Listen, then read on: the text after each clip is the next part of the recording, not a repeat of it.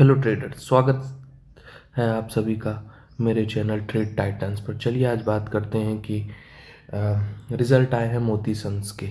ठीक है, मोती सन्स के रिज़ल्ट आए हैं। तो Moti Sons quarter 3 highlight consolidated year on year revenue up हुआ है 17.9% से 135 करोड़ वर्सेस 123 करोड़। अनुमान लगाया गया था कि 123 करोड़ रुपए आएगा, लेकिन उससे ज़्यादा आया है।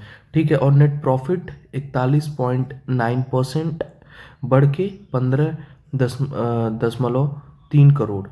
ठीक है, और अनुमान लगाया गया था 10 करोड़। तो 15.3 करोड़ का प्रॉफिट आया है, तो इसलिए जंप हुआ है 45 करोड़ का मोती सन्स पे। और मोती सन्स इस मतलब रिजल्ट तो क्वार्टर 3 का बहुत ज़बरदस्त आया है। तो एक बार इसका चार्ट देख लेते हैं। तो मोती सन्स का चार्ट पे हम लोग आ गए हैं। मोती सन्स का चार्ट अभी तो मतलब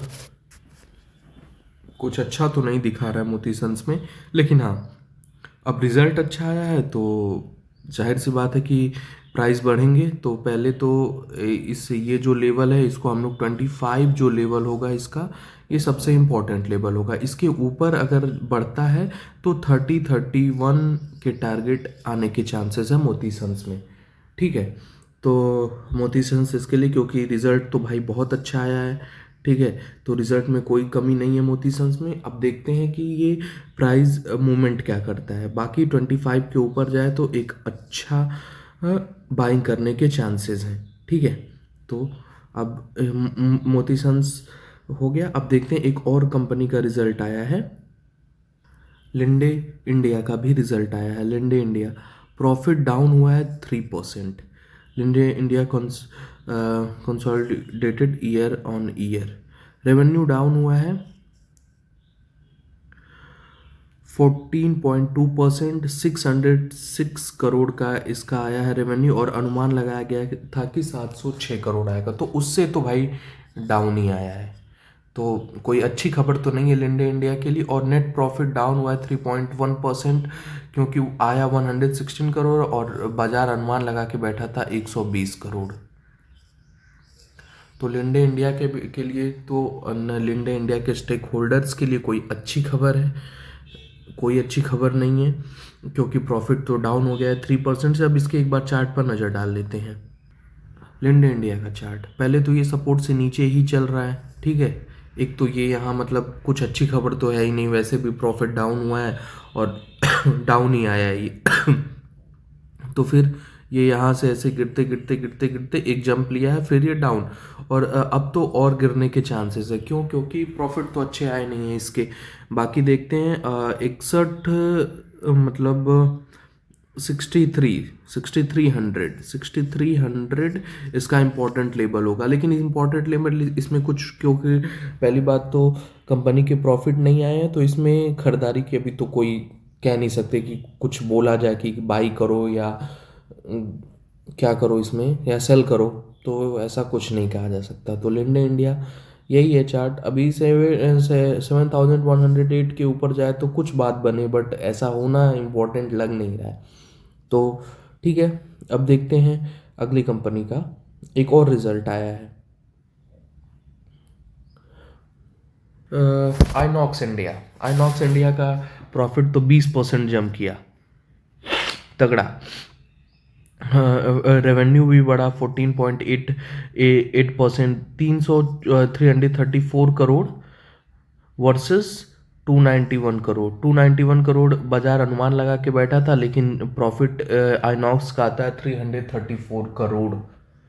ठीक है, तो इस ये तो रिजल्ट तो अच्छा आया, मतलब अच्छी बात है, रिजल्ट अच्छा आया। और नेट प्रॉफिट भी 20% से जंप हुआ, 58 करोड़ का प्रॉफिट आता है, और बाजार अनुमान लगा के बैठा था 48.6 करोड़। तो रिजल्ट तो अच्छा आया। रिजल्ट आइनॉक्स इंडिया का बुरा नहीं है, रिजल्ट अच्छा है। अब एक बार इसके चार्ट पर नज़र डाल लेते हैं। आइनॉक्स इंडिया का चार्ट। आइनॉक्स इंडिया अभी तो सपोर्ट से एकदम मतलब उठा है ये। तो अच्छा लग रहा है, क्योंकि प्रॉफिट भी आया, तो कंपनी का प्राइस तो ऑलरेडी मतलब बढ़ सकता है थोड़ा बहुत। मान के चलते हैं पहला ये इम्पोर्टेंट लेवल हो सकता है। ठीक है, आइनॉक्स का 1103 का, या 1100 मान लेते हैं, 1100 ठीक है। इसके ऊपर जाए तो बाइंग करने के चांसेस होंगे, क्योंकि अब प्रॉफिट भी अच्छा आया है कंपनी के, तो नंबर्स तो अच्छे आए हैं, कंपनी के नंबर्स अच्छे आए हैं तो भाव बढ़ने के चांसेस हैं। तो देखते हैं इसमें कि क्या होता है। बट 1100 इंपॉर्टेंट लेवल होगा आइनॉक्स का, आइनॉक्स इंडिया का, ठीक है। तो अब देखते हैं कुछ शेयर डिविडेंड दिए हैं उसके बारे में। NHPC declare dividend. The company announced an interim dividend of rupees 1.4 equity shares with February 13 fixed as the record date for ascertaining eligibility of stakeholders.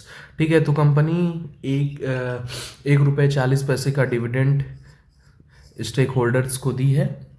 तो जो इसके शेयर होल्डर्स रहेंगे तो उनको ₹1.40 का डिविडेंड मिला है। तो देखते हैं एक बार इसका चार्ट NHPC का।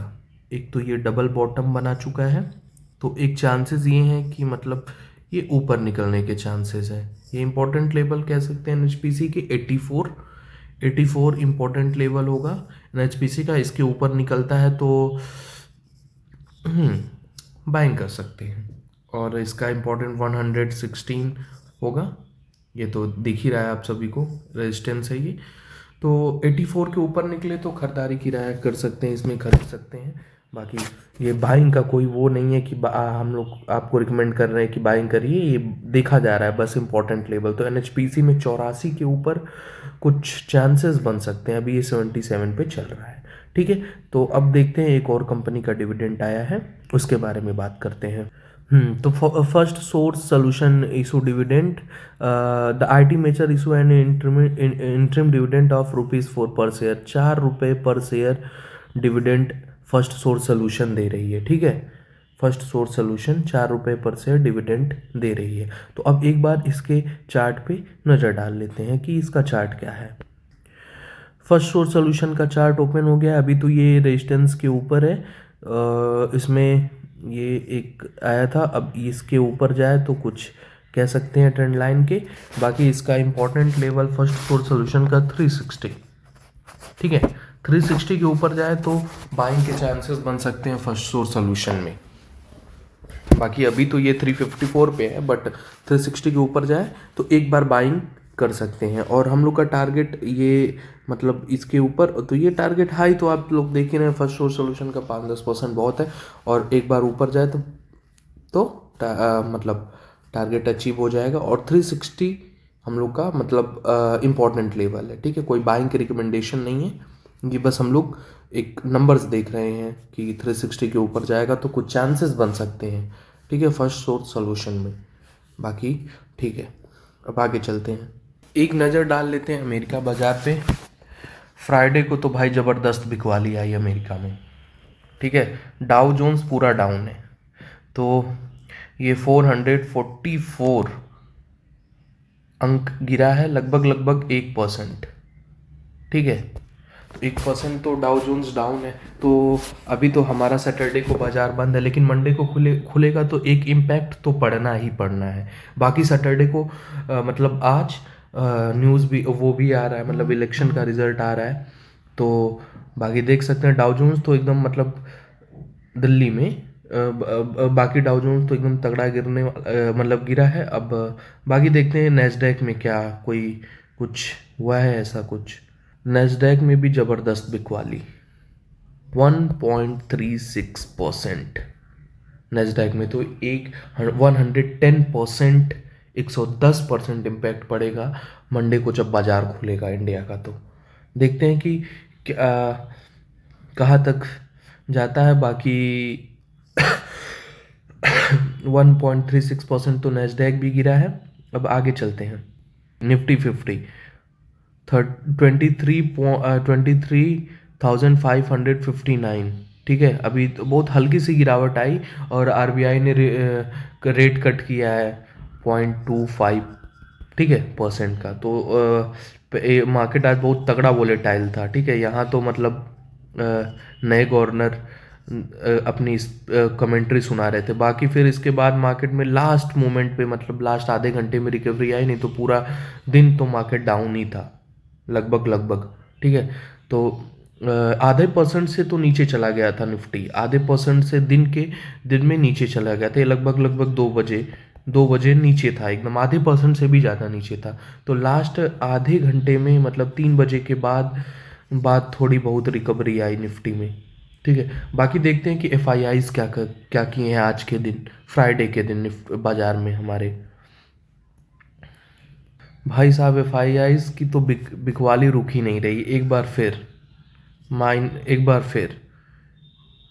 -470 करोड़ की बिकवाली। डीआईआईज ने खरीदा है, बट ये तो खरीदते जाते हैं और ये बेचते जाते हैं, लगातार पैसा निकाला जा रहा है लगातार। 23 दिन बाद, 24 दिन बाद एक बार खरीदारी किए तो उसके डबल बेच दिए उन्होंने। और फिर आज 470 करोड़ रुपए बेच के गए हैं। तो कोई मतलब ये एफ आई आईज बाजार से अगर बाहर रहेंगे तो मार्केट कुछ अच्छा नहीं दिखाएगा। ठीक है, तो बाजार के लिए अच्छा नहीं है कि एफ आई आईज बिकवाली करे, फॉरेन इन्वेस्टर बिकवाली करे। तो चलिए देखते हैं कि मंडे को क्या होता है। आई होप आप सभी को समझ आया हो। मिलते हैं नेक्स्ट वीडियो में। बाय।